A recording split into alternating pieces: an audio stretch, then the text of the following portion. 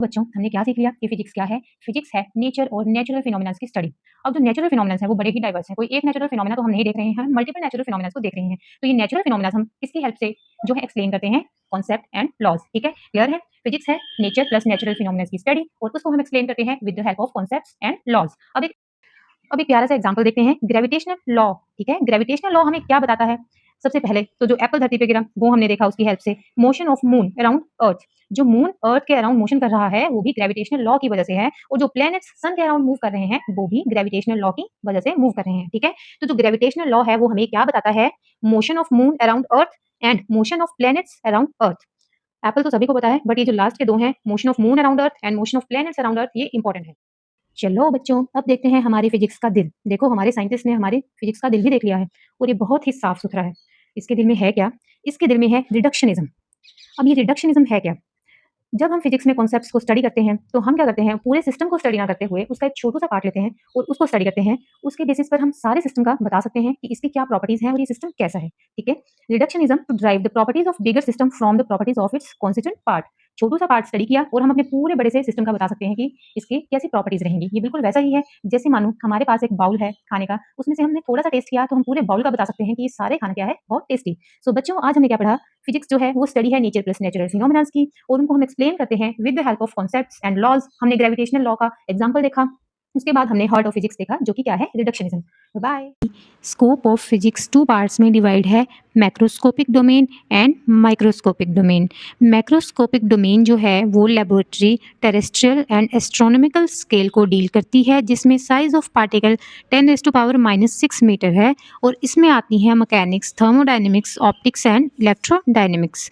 वहीं जो हमारी माइक्रोस्कोपिक डोमेन है वो छोटे से छोटे माइन्यूट स्केल के एटम्स और पार्टिकल्स को डील करती है, जिसकी रेंज जो है 10⁻⁻⁶ मीटर से कम की या फिर 10⁻⁻14 मीटर से कम की हो तो हम उसे भी डील कर सकते हैं।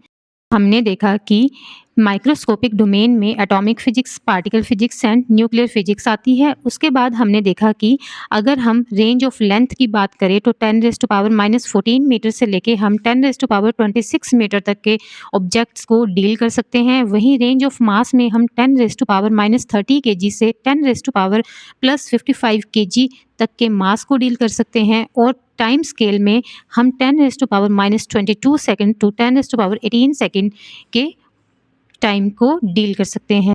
So take care, bye. So आज हमने क्या पढ़ा, ग्रेविटेशनल फोर्स जो कि दो ऑब्जेक्ट्स के बीच की म्यूचुअल इंटरेक्शन है by the virtue of their masses. इसके हमने एग्जांपल्स देखे कि जो हमारे आर्टिफिशियल सैटेलाइट्स और मून जो है अर्थ के अराउंड रोटेट कर रहे हैं, इसी की वजह से कर रहे हैं, और जो हमारे प्लैनेट्स हैं सन के अराउंड मूव कर रहे हैं वो भी ग्रेविटेशनल फोर्स की वजह से कर रहे हैं। और जो हमारी ग्रेविटेशनल फोर्स है ये हेल्प करती है formation and evolution of stars, galaxies and galactic clusters. Next हमने डिस्कस की इलेक्ट्रोमैग्नेटिक फोर्स जो की होती है बिटवीन द चार्ज पार्टिकल्स, और ये फर्दर टू केसेस में डिवाइड थी। जब चार्ज पार्टिकल रेस्ट में होते हैं तो ये कूलम लॉ की वजह से होती है, और जब ये मोशन में होते हैं तो मैग्नेटिक इफेक्ट प्रोड्यूस होता है। और जब हमारे चार्ज पार्टिकल्स रेस्ट में होते हैं तो हमारे पास टू टाइप्स की फोर्सेस आती हैं, attractive for unlike charges and repulsive for like charges. And when our charge particles are in motion तो जो फोर्स उसमें प्रोड्यूस होती है वो होती है due to magnetic field. Then हमने डिस्कस किया स्ट्रॉन्ग न्यूक्लियर फोर्सेस जो कि क्या है, प्रोटॉन्स और न्यूट्रॉन्स को आपस में बाइंड करके रखती हैं, और ये स्ट्रॉन्गेस्ट फोर्स है। नेक्स्ट हमने देखा कि स्ट्रॉन्ग न्यूक्लियर फोर्स जो है वो चार्ज इंडिपेंडेंट है और स्मॉल रेंज फोर्स है, और हमारे इलेक्ट्रॉन जी उसको बिल्कुल भी एक्सपीरियंस नहीं करते हैं। नेक्स्ट हमने देखा वीक न्यूक्लियर फोर्सेस जो कि बीटा डीके की प्रोसेस के दौरान एक्सपीरियंस की जाती हैं, स्मॉल रेंज फोर्स है, और ये इतनी भी वीक नहीं है जितनी की हमारी ग्रेविटेशनल फोर्स है। देन हमने देखा कि बीटा डीके में क्या करता है, हमारा न्यूक्लियस जो है वो इलेक्ट्रॉन और अनचार्ज पार्टिकल न्यूट्रिनो को एमिट करता है। Thank you, bye. पढ़ाई गोला में आप सभी का स्वागत है। तो बच्चों आपको पता है कि जब कंपैरिजन किया जाता है तो किसी भी एक चीज़ को इतना आदर्श मान लिया जाता है कि उससे ऊपर तो कुछ है ही नहीं, और बाकी सारी चीज़ों को उनके साथ कंपैरिजन किया जाता है कि तुम ही खराब हो, ये तो सबसे सुप्रीम पावर है।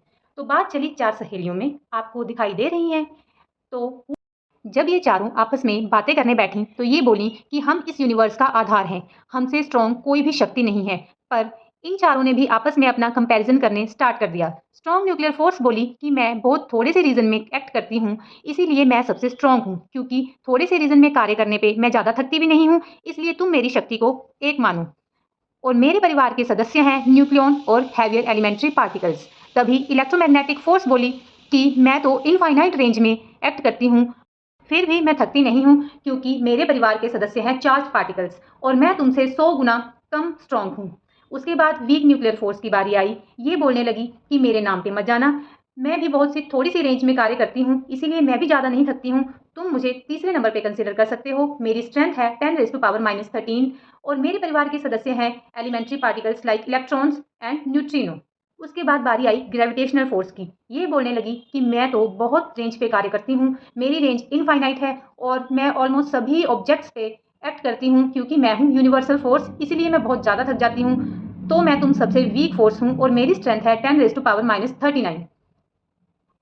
तो आज हमने डिस्कस की फंडामेंटल फोर्सेज इन नेचर। सबसे पहली फोर्स है स्ट्रॉन्ग न्यूक्लियर फोर्स। इसकी स्ट्रेंथ है 1, शॉर्ट रेंज फोर्स है और ये ऑपरेट होती है न्यूक्लियॉन्स और हैवियर एलिमेंट्री पार्टिकल्स पर। नेक्स्ट फोर्स है इलेक्ट्रोमैग्नेटिक फोर्स, जिसकी रिलेटिव स्ट्रेंथ है 10⁻², इसकी रेंज है इनफाइनाइट और ये ऑपरेट होती है चार्ज पार्टिकल्स पर। नेक्स्ट है वीक न्यूक्लियर फोर्स, जिसकी रिलेटिव स्ट्रेंथ है 10⁻13, इसकी ये भी एक शॉर्ट रेंज फोर्स है और ये ऑपरेट होती है इलेक्ट्रॉन्स और न्यूट्रिनो पे। नेक्स्ट फोर्स है ग्रेविटेशनल फोर्स, जो कि है यूनिवर्सल फोर्स। इसकी स्ट्रेंथ है 10⁻39, इसकी रेंज है इनफाइनाइट और ये ऑपरेट होती है सभी ऑब्जेक्ट्स पे। ये है यूनिवर्सल फोर्स।